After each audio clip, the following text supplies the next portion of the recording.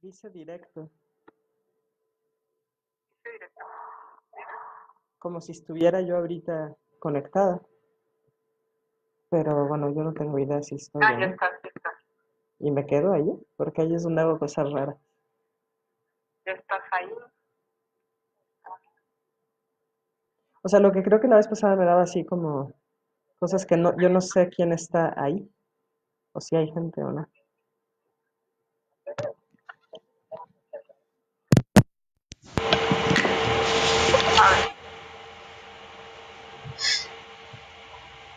A ver, A ver, alguien acaba de decir que sí estoy conectada en vivo. no te Gracias, preocupes. 100 días. Te voy a poner a las cuatro, te explico. Ok, pues tú,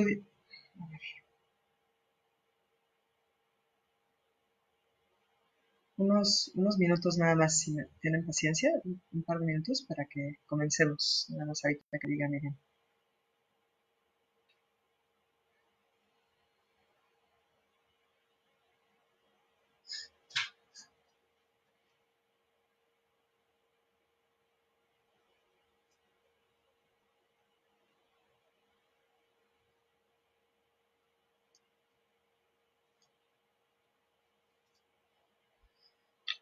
Ok, bueno, parece que hay 9 personas ya conectadas, entonces para que no me pase lo de la vez pasada que me quedé en silencio por 4 minutos y medio, em, pues pensaba que quizás podríamos iniciar. Nada más me está escribiendo algo, Miriam. Ah, ok. No, me dice que en 3 minutos comenzamos. Si tienen paciencia, por favor, en 3 minutos comenzaremos. Gracias.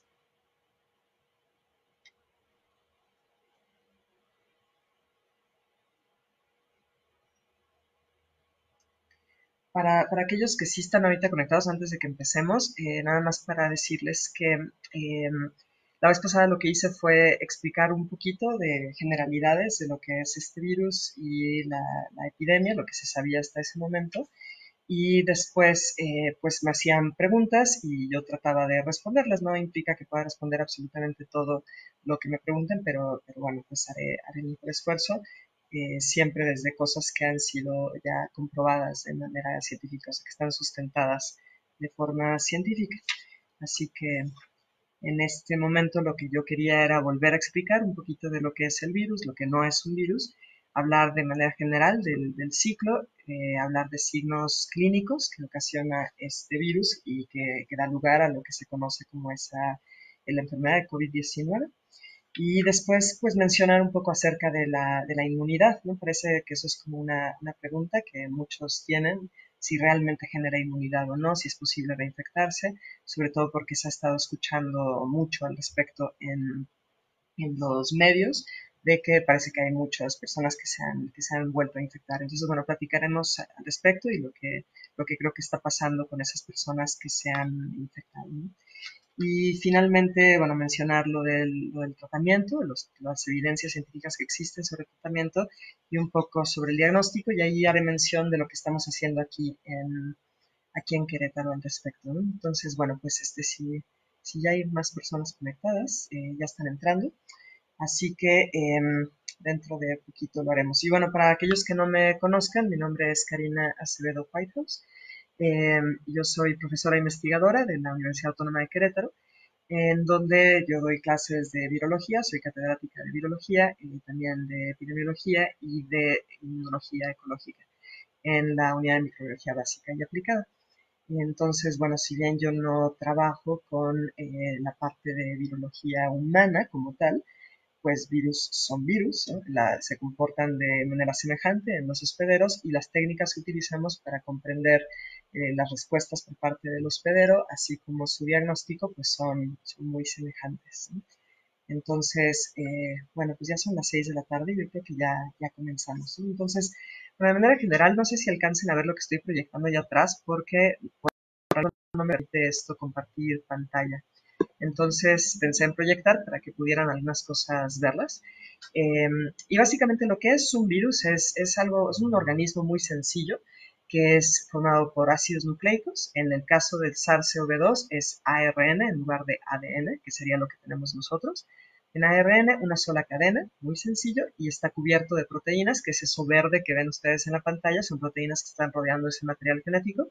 Y luego tiene otra capa de proteínas que es considerada una envoltura, son lípidos y proteínas, ¿no? Entonces es un virus envuelto, relativamente sencillo, aunque es grande. Tiene cerca de 30.000 pares de bases que conforman este material genético. Y pueden ver ustedes ahí que existen distintas proteínas. Está la proteína M, la proteína E, la proteína N. Todas estas son proteínas que son codificadas, así se dice, por el material genético, es decir, tiene un gen que es el que va a producir esa proteína y otro gen N que produce la proteína N, etc., ¿no? Eso es bien importante, esto es para entender lo que es el diagnóstico, ¿no? En el caso de este virus en particular, el SARS-CoV-2, es una variante, un virus que mutó y que vino de, no sé si alcanzan a ver arriba hay un murciélago, abajo hay una civeta del lado derecho y del lado izquierdo es un pangolín. Y ya hicieron varios estudios donde pudieron darse cuenta que este virus que está ahorita circulando en el humano, su pariente más cercano es un SARS, un virus SARS, también de la misma familia, que estaba circulando en un murciélago y que tiene un origen común con un virus que infectó también al pangolín y tiene ciertas secuencias parecidas también a la civeta, este pequeño mamífero que pueden ver abajo a la derecha. Entonces, el virus saltó y eso no es algo que sea poco común que ocurra, sí pasa. Lo que es menos frecuente es que una vez que salta de un animal no humano a un humano, se pueda propagar en la población. Y eso es lo que esto hizo con muchísimo éxito, ¿no? Dado el número de casos que tenemos confirmados en todo el planeta, ¿no? Entonces, bueno, eso sería su origen, para que ahorita no nos enfrasquemos en discusiones de si es un origen natural o un origen sintético. En realidad creo que da igual ahorita eso. El virus está circulando y sí hay evidencia de que tiene mucho parecido genético, muchísimo, o sea, más del 88% de parecido genético con estos virus, ¿eh? Bueno, entonces el ciclo de todos los virus, incluyendo este, es que necesitan estar dentro de una célula. Si no están dentro de una célula, no pueden copiarse porque no tienen metabolismo propio, porque no tienen la maquinaria para poder hacer copias de su genoma y hacer proteínas. Y sin eso no pueden hacer viriones, que serían como más virus de ellos mismos, sería el equivalente de un bebé, no pueden hacer esos viriones. Entonces necesitan entrar en la célula y para eso requieren poder entrar en la célula con una proteína que reconoce un receptor. Todos los virus hacen eso. En el caso de este virus, utiliza el receptor ACE2, un convertidor de angiotensina número 2. Eso es bien importante, ¿okay? Porque explica por qué en personas que son de mayor edad suele ser mucho más eficiente esa replicación y el que esa gente pues suele reaccionar mucho más, de manera más intensa en la enfermedad, ¿no? Entonces, bueno, todos los virus hacen eso. Una vez que entran, tienen distintos mecanismos para poder ser copiados y para hacer, en términos de su genoma, y para poder hacer proteínas. Todos lo hacen y luego salen. Eh, la forma en la que salen es la que puede cambiar un poquito. Hay virus que salen de una manera muy ligera, donde no hacen mucho daño, y hay virus que ocasionan daño. En general a los virus no les conviene mucho hacer el daño en la célula porque entonces llama la atención del sistema inmune. Y si llama la atención del sistema inmune, entonces se genera una respuesta inmunitaria. Y todo parece indicar que este virus sí genera una respuesta inmune en el hospedero. Eso también es importante que lo recuerden. Bueno, entonces, en términos de los signos clínicos que ocasionan, no sé si alcancen a ver allá atrás, se ve un pulmón y en la parte de arriba de la imagen están representados los virus que están entrando por el pulmón, porque la vía más rápida, más confirmada de entrada de este virus es contacto con aerosoles, es decir, respirar algo que contiene esas partículas de aerosol que salen cuando tosemos, cuando estornudamos, cuando hablamos y que tiene muchos de estos virus ahí presentes. Una vez que entra en el epitelio desde el tracto respiratorio superior hacia abajo, entonces logra entrar en esas células a través del receptor que ya les comenté, estas proteínas que las células expresan en su superficie. Y empieza a hacer su ciclo, es decir, a copiarse, a generar más proteínas y a generar más virus que salen y entran en otra célula que no ha sido infectada. ¿Qué es lo que pasa ahí? Que una vez que entra, llama la atención de la célula. Y la célula tiene siempre mecanismos para decir, oigan, aquí hay un problema. ¿A quién le dice? A las células inmunes. Después hay el segundo círculo habla de la presentación de antígenos. Y eso quiero que lo que capten de la parte de presentación de antígenos es que es lo que se necesita para poder generar anticuerpos. Para poder hacer anticuerpos contra algo que no somos nosotros, necesita primero ser presentado un antígeno. Y un antígeno es un pedacito de proteína que nosotros no tenemos. Y en ese caso son las proteínas S y las proteínas N, las que son presentadas como antígenos. Después se da una inmunidad celular, que es la activación de células que van a ir a destruir esas células infectadas y por lo tanto a los virus, y una inmunidad humoral, que es el último círculo que se ve, y esa es la generación de anticuerpos. Entonces, esto que les pongo, se sabe que este virus lo hace, es decir, que están involucrados estos efectores, estas respuestas, y es bien importante para que todos estemos claros con el hecho de que sí genera inmunidad este virus. Entonces, bueno, por esa inmunidad que se genera, el 80% de la gente que es infectada por el SARS-CoV-2, recuerden que COVID-19 es la enfermedad, el virus es SARS-CoV-2, el 80% de la gente que es infectada no va a desarrollar signos que sean relevantes. Podría ser algo muy leve, como que les duele la cabeza, a lo mejor, una fiebre de bajo grado, poco de tos, a lo mejor les duele la garganta, signos que en otro contexto probablemente ni le prestarían atención, o sea, pensarían que es otra cosa, ¿no? El 80%. Y eso es muy bueno porque implica que el 80% o más de la gente infectada va a generar una respuesta inmune muy eficiente y van a quedar inmunes contra ese virus. El problema, desde el punto de vista epidémico, es que ese 80%, si no sabe que está infectada, se lo sigue transmitiendo a otros. Y a esos otros puede haber algunos que corresponden al 20%. Ese 20% que sí es susceptible, que tienen quizás más factores de riesgo como diabetes, como obesidad, como enfermedades de vías urinarias, que incluso recientemente se ha visto que es un factor de riesgo, enfermedades cardíacas, etcétera, ¿no? Entonces, esa es la relevancia. Pero el 80% de la gente no va a tener esos signos, es decir, son inmunes, ¿no? Los mecanismos por los cuales se da esta inmunidad para este virus no son del todo conocidos, se han estudiado bien poquito porque tomen en cuenta que este virus apareció a finales de diciembre del año pasado y fue muy rápido como se fue dando. Entonces, aunque se ha publicado muchísimo, realmente es mucho lo que desconocemos, ¿no? De este virus. Pero es muy parecido al SARS-CoV-2, es un virus muy parecido genéticamente, que es el que se asoció a la epidemia de SARS que se vio en el 2002-2003, sobre todo en China y un poquito en Canadá y Estados Unidos, pero que no tuvo esta distribución tan masiva como tiene este ahora. Y también es parecido a MERS, que es otro coronavirus de la misma familia, que tampoco se propagó de esta forma, pero que tenía una mortalidad muy alta, ¿no? Estamos hablando de casi el 40% de mortalidad, que afortunadamente esto no lo tenemos aquí. Durante varias semanas se estuvo manejando que el problema del COVID-19, cuando se llega a una etapa pues compleja de la enfermedad, en ese 20% que sí tiene signos serios, es que se daba una neumonía. Y se piensa como una neumonía típica, que influenza puede causarla, que otros virus pueden causarla, bacterias también pueden causarla. El asunto es que ahora se sabe que no. En esa imagen que estoy proyectando ahí, lo que estamos tratando de representar es como si fuera una parte muy, muy pequeñita del pulmón, donde se da el intercambio del aire que tiene el oxígeno con la sangre. Entonces, lo que ocurre ahí es que en el epitelio, en la parte de adentro de los vasos sanguíneos, pues tenemos sangre, tenemos plaquetas y también tenemos células inflamatorias. Cuando el virus replica, es decir, se copia, hace más copias de él dentro de los alveolos pulmonares, eso activa a estas células inflamatorias, porque sí somos capaces de verlos, porque establecemos una respuesta inmune.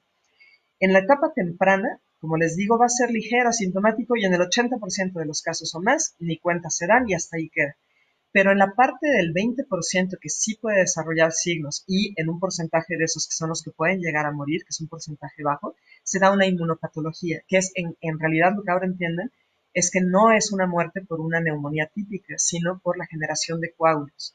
Muchos coágulos que se dieron por esa activación de las células inmunes de una manera masiva. Por eso se conoce como inmunopatología, porque normalmente la respuesta inmune lo vemos como algo bueno, pero si es excesivo, entonces llegamos a esa inmunopatología. Y cuando eso ocurre, ahí pueden ver que están representados algunos de esos vasos, de esos eritrocitos que están en los vasos sanguíneos, que están empezando a salir y crean coágulos dentro de los alveolos. Y también pueden crear esos coágulos, son pequeños coagulitos en otros órganos, y por eso se dice que se llega a un colapso de todos los órganos. Eso es importante que se hayan dado cuenta, y es muy reciente, es en la última semana quizás, porque empezaron a ver, en particular en Italia, donde tenían una tasa de mortalidad muy alta, que realmente no hacía tanta diferencia el uso de los ventiladores. No era tanto eso lo que acababa haciendo que la gente se curara o no, sino el tratarlos como casos de personas que tienen problemas de coagulación. Entonces, si les daban agentes que deshacen esos coágulos, entonces la mortalidad disminuía considerablemente. Entonces, ahora la comunidad médica, la comunidad científica está volteando a ver ese cuadro más de coagulación. Y eso es muy bueno que lo sepan, porque implica que es probable que dentro de poco exista un tratamiento serio que sea basado en esto. Bueno, ¿qué más puedo decirles de la patología como tal? Bueno, allá atrás no lo van a poder ver, lo siento, no se proyecta bien, pero en realidad lo que quiero que sepan es que lo más común, para que digan, bueno, ¿cómo sé si tengo yo COVID-19 y no me han hecho una prueba? Lo más común en el 96 al 98% de los casos es fiebre. Fiebre alta de más de 38,4 grados, una cosa así, que no baja, que a pesar de estar tomando paracetamol, no baja esa fiebre. El siguiente signo es tos. Es una tos que le llaman no productiva, una tos seca. Eso también es común. Y a partir de ahí, los signos son bastante inespecíficos. Puede ser anorexia, es decir, que no tengan nada ganas de comer. Puede ser un malestar generalizado. Puede ser mialgia, que es dolor muscular. Y también disnea. Y disnea, que es dificultad para respirar, aunque no es tan común, es lo que siempre amerita que vayan al hospital, porque pues, es algo bastante serio, ¿no? Bueno, y hay otros signos que son completamente inespecíficos, como mareo, puede haber una sensación de cistitis, por ejemplo. ¿Y por qué es esto? Porque el virus puede replicar en cualquier célula que exprese el receptor que ya les había comentado. Entonces, bueno, por eso es que se ven estos cuadros. En términos de la mortalidad, se manejaba en un inicio un 3,6%. Ese dato ha cambiado un poquito, pero es importante que tomen en cuenta que solo se está reportando la mortalidad sobre los casos confirmados de manera oficial. Y se sabe que hay de 5 a 10 casos extras no confirmados que no tienen signos por cada caso confirmado. Y eso también es muy bueno porque implica que la mortalidad reportada es menor. Esa mortalidad, como les digo, es calculada del 100% de casos diagnosticados, pero hay muchísimos más que no son diagnosticados. Entonces, esa mortalidad en el grupo de personas de más de 80 años es altísimo, estamos hablando de 14,8%. Pero si nos vamos bajando en la edad, por ejemplo, de 70 a 79, actualmente el registro que se tiene del 17 de abril es del 8%. Y de 60 a 69 años estamos hablando de un 3,6%. Entonces, bueno, realmente va bajando con la edad. Y si nos vamos a menos de 19 años es 0,2%, menos de 9 años sigue en cero. Es decir, no se tiene atribuido una mortalidad asociada con esta infección viral, ¿no? Así que bueno, eso es algo interesante. Ahora, en términos de las pruebas diagnósticas, lo mejor que se puede hacer para diagnosticar la presencia del virus es aislarlo, pero eso es muy complicado. Implica aislarlo a través de una secreción, de esputo, o sea, de haber escupido, o aislarlo en sangre. Y eso es muy difícil, se requiere un laboratorio de nivel 3 para hacerlo, muy pocos lugares lo tienen, y es complicado poder aislar y cultivar el virus. Y por eso se hace de manera indirecta, con una detección de la parte genética, que es lo que hablábamos en un inicio. Recuerden que les dije que es un virus de RNA y que tiene distintos genes. ¿Okay? Entonces se puede buscar la presencia de las secuencias que conforman a esos genes. Y el chiste de hacerlo es encontrar una secuencia que no se repita en ningún otro organismo, en ningún otro virus, en ningún otro organismo como nosotros, porque eso sería un problema. Si ustedes buscan una secuencia que nosotros también tengamos, pues entonces siempre van a ser positivas las personas. Entonces es el chiste, cualquiera de esas pruebas diagnósticas moleculares que son indirectas, que estamos buscando la secuencia genética específica del virus, se basan en eso, en qué tan bueno fuiste en diseñar una prueba para amplificar una región específica. Y también se puede diagnosticar la enfermedad como tal, pues como hacen los médicos siempre con otras enfermedades. No siempre se tiene que aislar al virus, ¿no? O a la gente que lo causa. Es decir, con signos clínicos y también con tomografías computarizadas de pulmones. Eso es algo que también se está usando, ¿no? En esta imagen que pueden ver está representado el genoma del virus.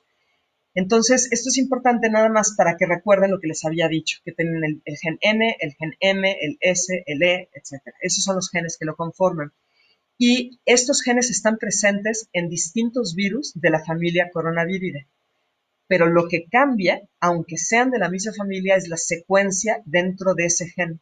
Es decir, que el SARS-CoV-2 es distinto en su secuencia en algunas regiones que el SARS-CoV-1. Es distinto que MERS y es distinto a los otros 4 coronavirus de humanos que circulan. Eso es esencial que lo sepamos porque implica que si se hace bien la prueba, solo detectamos a ese virus que nos interesa, en este caso, el SARS-CoV-2. Entonces, bueno, hasta ahí sería la parte de cómo es que se realiza el diagnóstico. Ahorita regresaré a esto para hablarles de lo que se está haciendo aquí en Querétaro en términos del tamizaje. Pero sí quería mencionar nada más con respecto al tratamiento. Y el tratamiento, la verdad es que ahorita no existe un tratamiento comprobado que funcione. Se han utilizado de manera experimental a Remdesivir, que es un antiviral que se ha usado con mucho éxito para otras infecciones. Ese se ha utilizado en pruebas clínicas, pero no hay todavía evidencia que diga que ese es el tratamiento. También la cloroquina se empezó a ver esta semana que si bien parecía prometedor en estudios in vitro, y yo lo mencioné la vez pasada, ya se vio que provoca más mortalidad en la gente que tiene COVID-19 y que es tratada con ese medicamento. Entonces es mala idea utilizar cloroquina. Se puede dar terapia de plasma y de anticuerpos. ¿Cuál es ese? Gente que ya tuvo la infección, que generó anticuerpos, se pueden sacar anticuerpos de esa persona, sacarle plasma y eso inyectárselo a otra persona que esté enferma. Eso es algo que se está haciendo ahorita en varios países, existen varias pruebas clínicas que lo están llevando a cabo, pero tampoco es un tratamiento que podemos decir que ya es oficial. Probablemente conforme pasen las semanas va a haber más evidencia a favor o en contra de esto, ¿no? En las vacunas, ahorita hay actualmente más de 80 pruebas clínicas a nivel mundial que se están haciendo. En China ya tienen un prototipo y en los siguientes meses debe salir. Y en Estados Unidos se supone que ya están elaborando la vacuna, pero todavía no a nivel comercial. Hay 2 vacunas que están haciendo y que se ha mencionado por parte de la CDC que están ahorita en pruebas con personas, ¿no? Lo que me gustaría que quedara muy claro es que una vacuna no es un tratamiento. Cuando yo les menciono esto que están haciendo del remdesivir o la cloroquina, que ya se sabe que no fue buena idea, pero esos sí son tratamientos, es decir, se aplican a personas que están enfermas.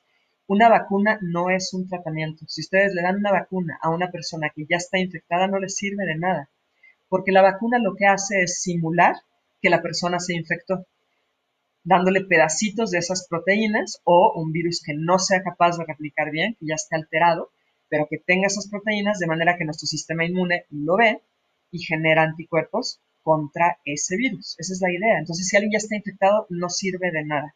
¿Ok? Entonces, una vacuna no es un tratamiento. Súper importante. Hasta ahí sería esta parte de lo que quería mencionar en términos de lo que se sabe del virus y de la epidemia hasta ahorita. Y antes de continuar con lo que quería decirles de las pruebas de tamizaje y lo que estamos haciendo, quería preguntar si alguien ahorita tiene algún comentario, alguna pregunta para que podamos abordarlo y si no me continúo.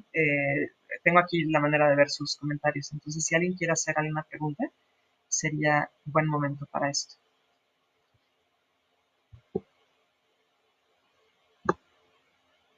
Ok. La temperatura tiene algo que ver con la propagación del virus, pregunta Pablo Avilés.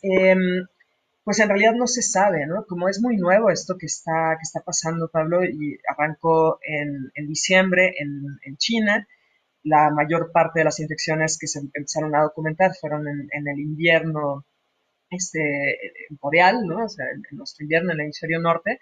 No sabemos realmente cómo se va a comportar como epidemia ahora que está haciendo calor y que está en otro lado, porque otro componente interesante de esta epidemia es que parece que hay cierta predisposición genética.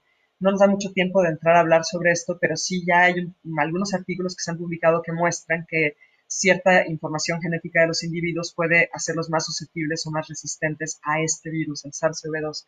Entonces, si consideramos que las poblaciones cambian en su conformación genética en las distintas regiones, también eso se suma. Entonces, podría ser una combinación de temperatura y también de esta información genética, pero la verdad es que no se sabe. Lo que sí puedo decirles es que en algunos países que ya están en una temporada de calor, digamos, sí se está comportando pues con una subida muy rápida de casos, en otros no. Entonces yo creo que es bastante más complejo de lo que parece. Hasta la respuesta sincera es no se sabe, ¿no?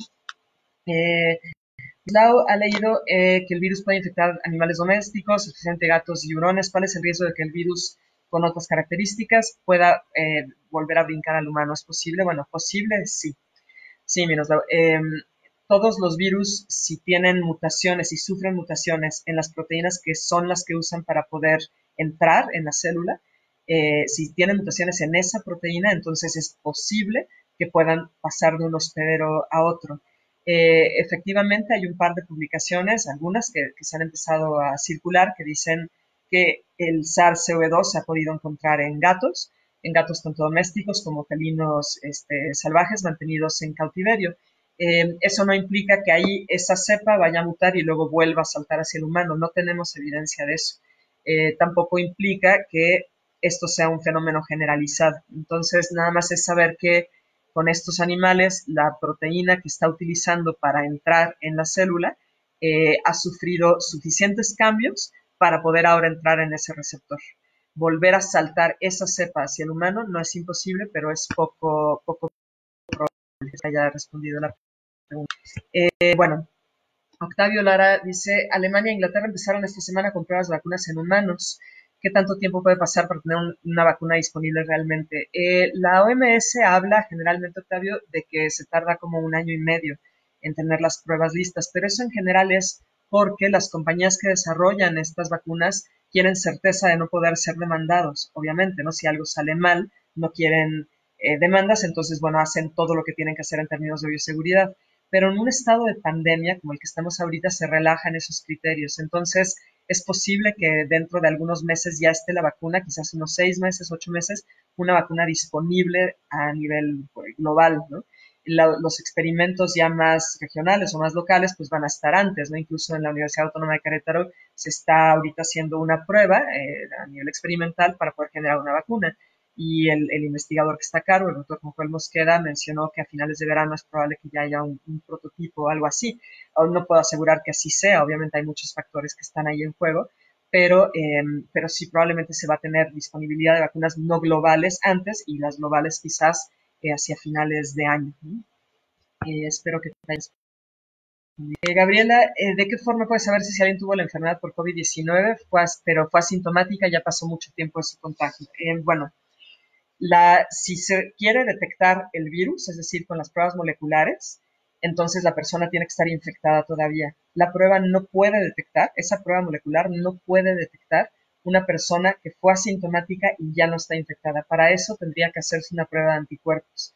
Y actualmente sí hay un par de pruebas rápidas que buscan estos anticuerpos, que yo sepa todavía no están validados. Es decir, que puede haber falsos positivos y falsos negativos, pero eso sería la única que se puede hacer. Me preguntan aquí que podría la prueba oficial aplicada en Querétaro, me imagino que por gobierno, arrojar resultados distintos a los de la prueba de tamizaje que hace la UAC. Sí, la respuesta es sí. Ahí hay algo bien interesante que justo me regresa a esta imagen, lo que les decía de los genes. ¿Se acuerdan que les dije que claro que los genes están presentes en todos los coronavirus, pero la información genética que tienen es diferente dentro de cada gen? Y la diferencia entre la prueba oficial y el tamizaje es, estamos detectando genes diferentes. En el tamizaje nosotros detectamos el gen N de nariz. Y la prueba oficial, hasta ahorita han estado utilizando el gen E. Otra diferencia, su prueba es cuantitativa, la nuestra es cualitativa, ¿no? Esa es otra diferencia. Ambas se basan en el mismo principio, en una RT-PCR. Es más sensible la prueba oficial, puede detectar muy poquitas copias. Nosotros tenemos más probabilidad de no detectarlo, pero ambas son específicas. Entonces, ¿por qué podría haber diferencias en los resultados? Una persona que nosotros en el tamizaje encontremos negativa, es posible que sea positiva y que no lo hayamos detectado porque era muy poquita la carga viral.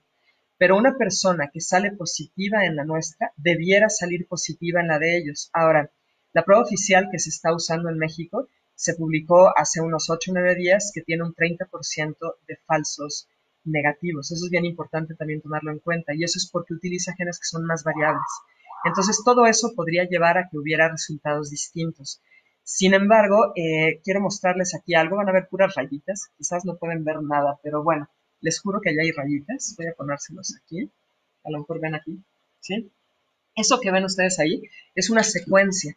Esa secuencia la obtuvimos el día de hoy. Mandamos secuenciar las muestras positivas que estábamos teniendo nosotros con la prueba de tamizaje. Y el resultado que nos mandó la secuenciación, que es de una compañía, de las mejores que hay a nivel mundial, Macrogen, que nos confirmó que el gen que estamos amplificando es específico de SARS-CoV-2. Entonces, la prueba de tamizaje que estamos haciendo es específica. Nuestro único problema es que es un poquito menos sensible, pero falsos positivos no tenemos por qué tener. Espero haber contestado, Fabiola, tu pregunta. Sonia, ¿durante cuánto tiempo puede quedar una persona que es portadora a otros? La información que se está manejando de la OMS y de la CDC es que son 14 a 15 días, pero como mencioné desde la vez pasada, no somos ecuaciones matemáticas, podría ser un poquito menos, podría ser un poco más, ¿sí? Lo ideal sería si una persona sabe que está infectada, ya sea por el tamizaje o por la prueba oficial, aunque no tenga signos, es que se quede en casa 2 semanas y si puede volverse a hacer la prueba al final de esas 2 semanas, eso sería lo ideal para descartar que siga eliminando al virus y con ello la probabilidad de contagiar a más gente, ¿no? Gaby pregunta si el tratamiento para evitar los coágulos es el medicamento para los hipertensos. Pues depende de cuál es el medicamento que están tomando los hipertensos.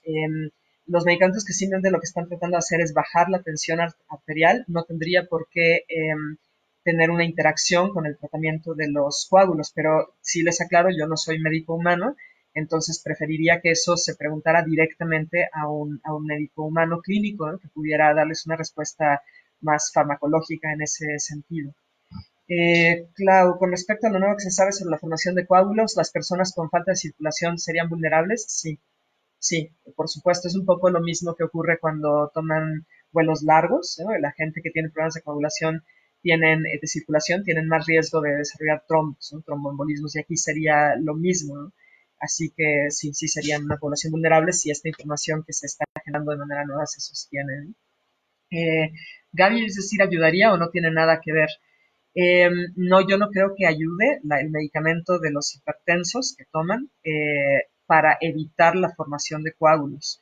Eh, Específicamente los medicamentos que se usan para la hipertensión. Si alguien está tomando aspirina, por ejemplo, diario, porque eso fue algo de lo que reportaron en Italia, gente que toma diario un pedacito de aspirina para evitar los coágulos, esa gente tenía muchas más posibilidades de no morir cuando estaban infectadas, aunque estuvieran en un grupo de riesgo, pero eso es aspirina como tal, eso no es tanto para la hipertensión. Vuelvo a comentar, creo que sería muy bueno que eso se platicara con un médico humano clínico con buen conocimiento sobre farmacología y estas interacciones medicamentosas para evitar ahí problemas, ¿no? Bueno, no veo más preguntas, entonces voy a mencionar simplemente cómo es que está ahorita funcionando lo que estamos haciendo aquí en Querétaro. Como saben, o me imagino que la mayoría de ustedes sabe, la Universidad Autónoma de Querétaro empezó el 1 de abril un programa de tamizaje molecular. Lo hicimos después de mucha plática con las autoridades estatales y municipales, con el sector salud y directamente con el gobernador y el presidente municipal.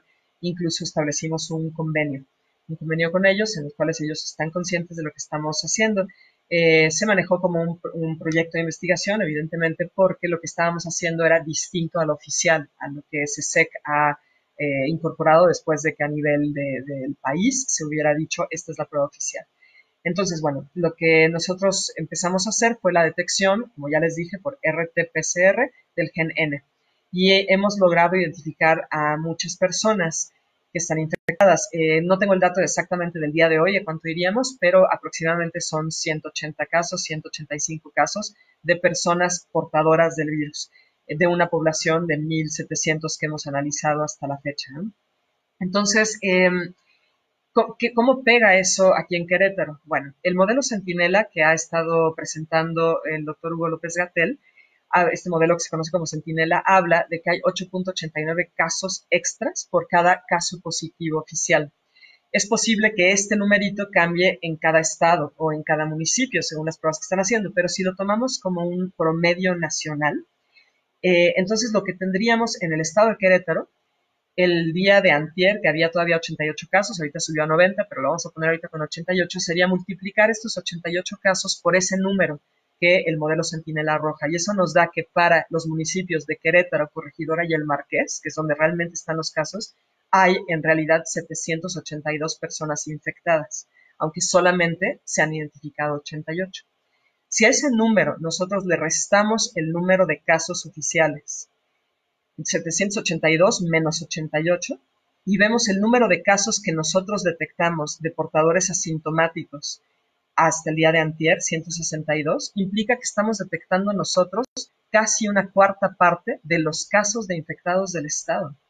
Una cuarta parte de los casos infectados. Y eso es buenísimo, porque entonces implica que si esa gente que nosotros estamos detectando sí se queda en su casa y el sector salud, el gobierno nos apoyan en este sentido de decirle a esta gente que se quede en su casa porque tenemos ya la validación de la prueba, porque sabemos que estamos detectando a este gen que es específico a la secuencia al virus SARS-CoV-2, es decir, esta gente está infectada, punto. Implica entonces que tendríamos en Querétaro 30,000 menos infectados en el pico máximo de la epidemia. Y eso implica 6,000 casos graves menos, 6,000 casos menos de personas que requieren hospitalización y 1,080 personas que mueran, que ya no mueran, pues, o sea, menos muertes, es lo que implicaría. Y por eso nos es muy importante que entienda la gente, tanto el público en general como gobierno, que quizás todavía no ha entendido la validez de lo que estamos haciendo, que entiendan que esta prueba ya tenemos nosotros la confirmación. Y con todo gusto, si ustedes me lo piden, les puedo mandar la secuencia para que la vean. Esta información es abierta, es transparente. Entonces, eso es lo que implica lo que estamos haciendo, ¿no? En términos de la UAC. Y lo que es bien interesante de ver es que realmente para la densidad poblacional de Querétaro estamos muy por debajo de la curva que se predice. O sea, es decir, van bien los casos en Querétaro. Y esto es una suma de muchas cosas. No estoy tratando de atribuirle a la UAC todo.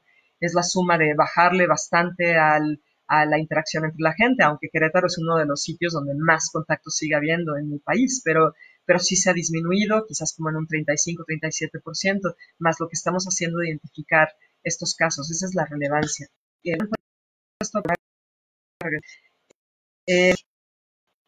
Una pregunta, ¿qué tan eficientes son las medidas de prevención por aislamiento en comparación con una buena educación en cuanto a prácticas de higiene, buena alimentación y reforzamiento del sistema? Eh, bueno, en realidad yo diría que es todo junto, ¿no?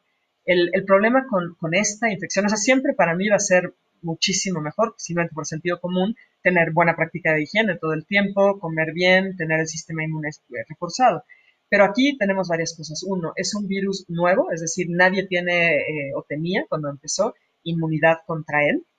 Y dos, como el 80% de los casos no generan ningún tipo de signo, pues es más fácil seguirlo contagiando. Entonces, en esta situación en particular se necesitan ambas cosas, Diana. Se necesita tener esta aproximación de tratar de evitar los contactos y no descuidar la otra parte, la higiene, la buena alimentación, el reforzamiento del sistema inmune.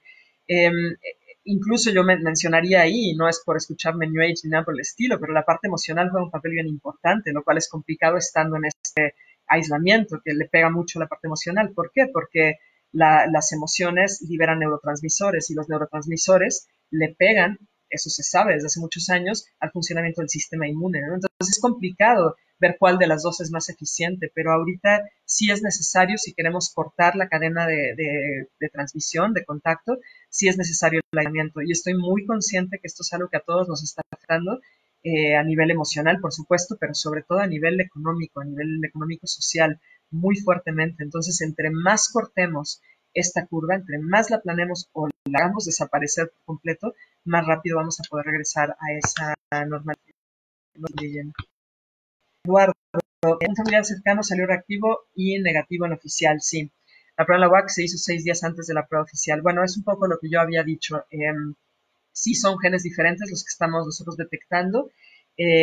No conozco cuál sea el folio del familiar tuyo que salió reactivo, pero sí puedo decirte que hemos estado mandando secuenciar al azar estas muestras y que el día de hoy tuvimos la confirmación, que ya la teníamos, porque la prueba se había hecho de manera muy concienzuda, pero sabemos que estamos detectando el virus. Entonces, bueno, si tu familiar se había infectado antes y 6 días después se hace la oficial y ya no está eliminando el virus, eso es una de las razones por las cuales podría ser. La otra, como dije, la prueba oficial, no lo digo yo, eso se publicó en una revista muy prestigiosa hace como una semana, un poquito más, tiene un porcentaje alto de falsos negativos, ¿no? Son las cosas que podría yo decir, ¿no? Si se infecta una persona, se puede identificar los portadores asintomáticos. Lo que maneja la OMS, Sonia, son 5 días. De nuevo, no somos ecuaciones, podría ser un poco antes, podría ser un poco después, pero si ustedes se expusieron el día de hoy, ¿no? Vamos a suponer que alguien fueron al súper y alguien les estornudó y no traían ustedes una protección de nariz y boca. Si ustedes el día de hoy van y se hacen la prueba, aunque estuvieran infectados, no saldrían reactivos. Necesitan esperarse 5 días, es lo que nosotros recomendamos, ¿no? Pregunta Gabriela de que la prueba que realiza la UAC se aplica de forma masiva a la población. Bueno, yo quería eso, ¿no? Mi idea era que hiciéramos 8,000 pruebas diarias. La verdad es que estamos haciendo 100, 120, 150 diarias y es una locura. No tenemos la capacidad en términos de personas, es mucho trabajo. Sobre todo el cuello de botella sería en la toma de muestras, que se tiene que hacer con mucho cuidado para evitar infecciones, y en el laboratorio de bioseguridad. Entonces, mi respuesta sería, me encantaría. La UAC, como ahorita está trabajando lo que puede, ¿no? O sea, ya vamos cerca de las 2,000 muestras analizadas en 18 días. De verdad es un esfuerzo enorme. La única manera en la que se me ocurre que se pudiera hacer esto de forma masiva implicaría dos cosas. Uno, que gobierno del Estado, gobierno municipal, gobierno de otras partes incluso, pues se acercaran para entender qué es lo que estamos haciendo, para ser un poco más abiertos en entender lo que hace la prueba y estar abiertos a él. Y dos, que otras instituciones se sumen a lo que estamos haciendo. Otras instituciones donde tengan también el mismo equipo, el mismo material, el mismo conocimiento de la gente para poder llevarlo a cabo. La UAC no podría, aunque me encantaría que así fuera, era un poco la intención original, la UAC no podría darse abasto en medir la presencia del virus en toda la población. El proyecto de tamizaje, pregunta Jimena, por parte de la UAC se va a seguir realizando. Habíamos dicho originalmente un mes. El día de hoy nos avisó la rectora que estamos tratando de conseguir reactivos para dar 3 semanas más. Entonces, probablemente lo continuemos un rato más. ¿Qué tanto más? Depende de los reactivos presentes, ¿no? Y también depende de, pues, el cansancio de los que estamos participando en esto, ¿no? Sí ha sido verdaderamente intenso y bueno, la gente que lo está haciendo de manera voluntaria. Entonces, me encantaría decirles sí, seguiremos hasta el último día de la epidemia, no lo sé, pero al menos sé que ahorita seguiremos por el momento, mientras tengamos reactivos, todo el mes, probablemente varias semanas más, si se consiguieron esos reactivos y que está teniendo un impacto positivo, aunque quizás algunos actores no lo quieran ver de esa manera, ¿no? Me preguntan una cuarta parte de los casos detectados es la que se está detectando con el tamizaje.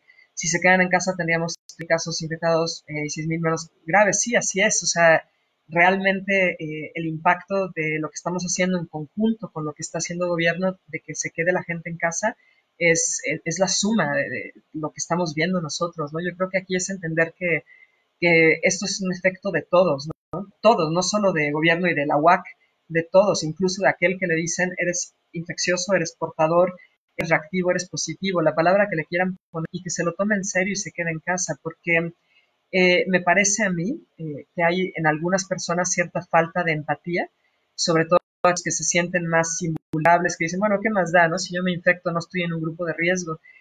Eso es no ayudar, porque esa persona puede ser responsable de que salte el virus hacia una persona que sí es riesgo y que no tiene que ser una persona de más de 65 años. Puede haber ya habido casos de personas de 30 y tantos que tienen factores de riesgo, que tienen problemas inmunes, que tienen una pulmonar crónica, asma, etcétera, y que son también vulnerables en ese sentido, ¿no? Entonces, todos podemos hacer nuestra parte y si por un segundo dejamos nuestros egos a un lado, todos los sectores involucrados, yo creo que sí, sí podríamos hacer que la realidad en Querétaro sea diferente. Ya lo estamos logrando. De verdad, ahorita el escenario es mucho mejor del que hace un mes se pronosticaba con modelos matemáticos serios. Entonces, creo que necesitamos continuar.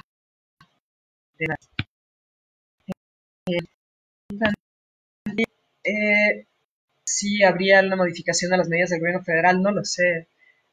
No puedo responder eso. Yo no estoy vinculada a gobierno de ninguna manera. Eh, Así que no lo sé. Ojalá. Creo que la inmunidad la tenían las personas que habían salido de la enfermedad, o sea que ya no podían infectarse nuevamente y recientemente leyeron que en China la enfermedad. Eh,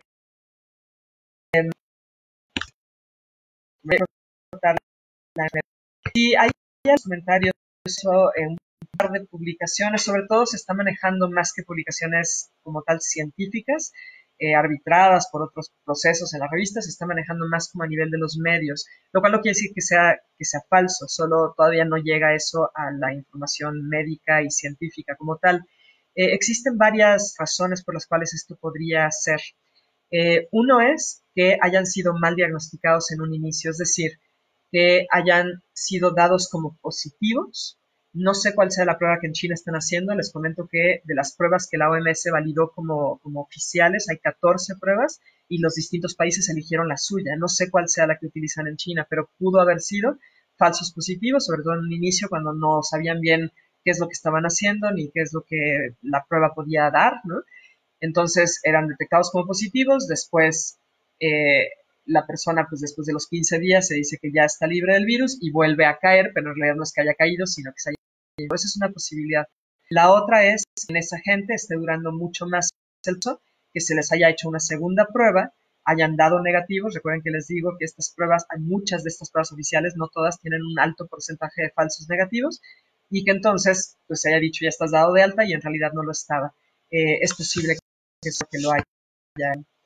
Eh, en ningún otro caso, ni siquiera de VIH, ocurre el que nosotros no generemos inmunidad. Lo que pasa con VIH es que el virus muta. Generamos inmunidad, pero ya no nos sirve porque el virus mutó.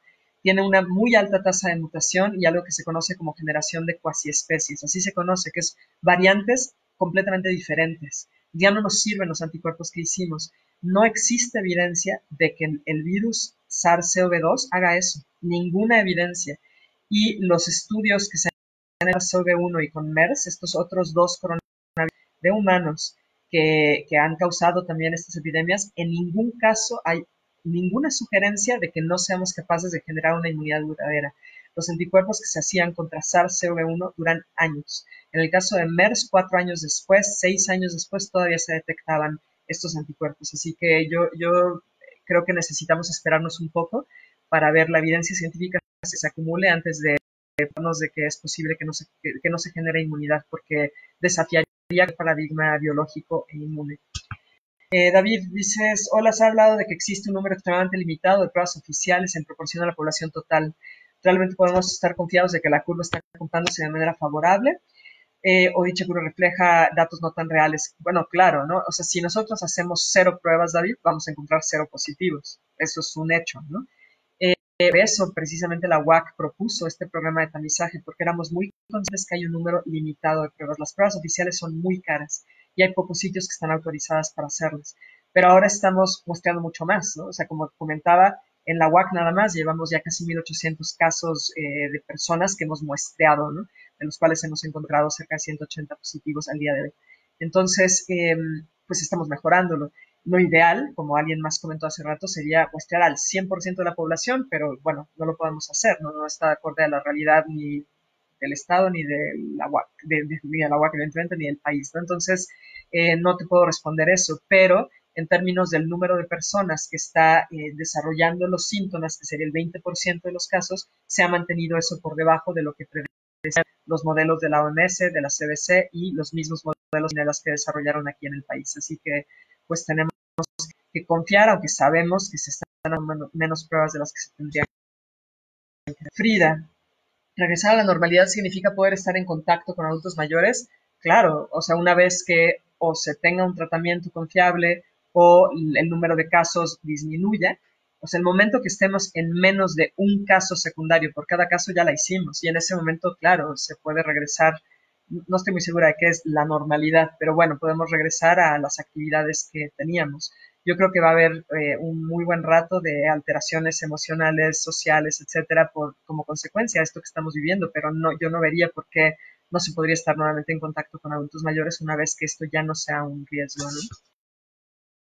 ¿Qué tan efectivo es el uso de cubrebocas como medida preventiva para evitar el contagio? En este momento, en la fase 3 en la que estamos, no sé si efectivo es la palabra, pero es una parte importante que podemos hacer fácilmente para evitar el contagio, ¿no?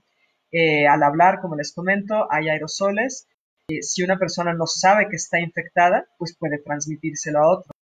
También, como no sabes si la gente con la que estás interactuando, las veces que tengas que salir de tu casa, porque lo ideal sería que no salieras ahorita, pero si tienes que hacerlo, ese tapabocas sí te ayuda a protegerte a ti, porque si bien el virión es más chiquito que el espacio de la tela, es más chico, no va el virión solito. Los virus viajan en los aerosoles y eso sí se quedan pegados a la tela. Lo importante es cambiar la tela, o sea, tu cubrebocas cada vez, si es desechables, o lavarlo todos los días, si no, pues solo somos nosotros una fuente de contagio hacia nosotros mismos, ¿no? David, ¿por qué fue la decisión de distinto al gen de la prueba oficial? ¿Es el gen es el de la oficial? No. De la prueba que están haciendo en México es el gen E y después tienen dos confirmatorios. No estoy segura si están haciendo aquí en Querétaro los dos confirmatorios. Sé que estaban haciendo el E. El segundo confirmatorio que utilizan es la RNA polimerasa y el tercer confirmatorio es el gen que estamos nosotros, que como ya comenté es el gen N y es el más estable. La decisión de hacerlo fue porque es el gen que se encuentra más cerca, David, de la cola de Polías. La cola de Polías, bueno, ya estás en biología, entonces recordarás que es esa colita que al final los RNAs y este virus tiene esa cola de Polías. Entonces, al utilizar oligo de T, que es esto donde estas Ts, ¿no? Para hacer la retrotranscripción era mucho más fácil que lo agarráramos. Esa fue la razón y pues nos funcionó muy bien. Pues de nada, Gabriela y Francisco Steiner. ¿Algún correo para darme el folio de la persona que salió reactivo? Sí, te doy mi correo oficial, es carina con k punto acevedo con c v punto whitehouse, WHITE HOUSE arroba wac.mx. Si no está en la página, si pones WAC Karina Acevedo, podrás encontrar mi correo institucional y con todo gusto yo trato de averiguar esta persona. Acuerdo con que las estimaciones de evento terminen en junio. No lo sé, honestamente no lo sé, va a depender de muchas cosas. El día de ayer yo estuve trabajando con lo que estamos haciendo del tamizaje, tuve que ir a recoger unas muestras y cuando salí, Paseo Querétaro estaba el estacionamiento llenísimo. Me dio mucho coraje, la verdad, porque pues bueno, estamos haciendo mucho esfuerzo por tratar de reducir la epidemia. Mucha gente está haciendo mucho esfuerzo quedándose en su casa porque es un esfuerzo muy grande en todos los sentidos de la palabra. Y hay quien parece que dice, bueno, pues ya acabaron las vacaciones y pues yo quiero ir a una plaza. Si eso lo hace la gente, si dejan de pensar en el bien común, pues entonces es probable que esto continúe. Yo espero que sí termine en junio, realmente lo espero por motivos personales y también por motivos grupales, comunitarios, de país, de mundo, ¿no? Pero no puedo responder eso. Las predicciones parecerían que sí, pero va a depender de cómo se comporte la gente. Gabriela, ¿de qué forma pueden apoyar el proyecto de la UAC? Como comento, todo lo que hacemos es un apoyo, y no solo al proyecto de la UAC, veámoslo como apoyar el que no haya tantos casos de personas infectadas y de personas enfermas y de muertos aquí en Querétaro. Pero específicamente el proyecto de la UAC lo que pueden hacer es pues transmitir esta información que estoy yo tratando de darles a ustedes, ¿no? Que me es muy importante que sepan, yo no tengo una agenda política, no me interesa en lo más mínimo, el interés que tenemos todos los que estamos participando en esto es para ayudar a la sociedad, para ayudar a Querétaro, a que no se dé ese escenario tan terrible que sabíamos que podía ocurrir, ¿no? Esa realidad ya está empezando a cambiar y creo que la única manera de que podamos contrarrestar, pues, distintos intentos de decir, desacreditar quizás lo que estamos haciendo, decir, no, es que esto no puede ser real, un proyecto de investigación, es con información fidedigna, con verdad, ¿no? Entonces esa sería la manera en la que... Y de tendencia realista a la proyección, bueno, Irma, creo que respondí eso. Yo espero que sí, que podamos regresar gradualmente a las actividades, pero va a depender de todos nosotros, ¿no? Entonces, si es segunda oleada de la pandemia, pues lo han comentado en algunos países que esperan que hacia finales de año, hacia octubre, vuelva a darse cuando empieza la temporada de influenza estacional. La verdad es que no se sabe, no se tiene idea. Eso es lo que ocurrió con influenza en 1918, cuando fue esa pandemia terrible que mató a mucha gente por un virus distinto, ¿no? Eso sí es lo que ocurrió, pero esto es otro virus y son otras situaciones en términos de lo que estamos viviendo. Hay un mundo muy ¿no? que el que había en 1918, por motivos evidentes, había terminado ahí la Primera Guerra Mundial. Entonces, yo creo que no se sabe, ¿no? Eh, Vaya, me encanta responder eso, pero sería mentira. Eh, digo, les agradezco los comentarios. Podemos volver a tener esto quizás en semana y media, que habrá más información. Voy a tener que parar aquí porque sé que hay un nuevo evento que se va a dar en esta misma página. Entonces lo pararé aquí, pero les agradezco a todos por haberse conectado y si necesitan mandarme un correo, con todo gusto lo pueden hacer. Pueden a mi correo institucional, si no te googlean Karina Acevedo WAC y van a encontrarlo. Y está el blog, no lo he podido actualizar últimamente porque estamos realmente dándole duro a lo del tamizaje, pero voy a seguir haciendo el esfuerzo de actualizarlo lo antes posible. Les agradezco a todos su presencia. Bye.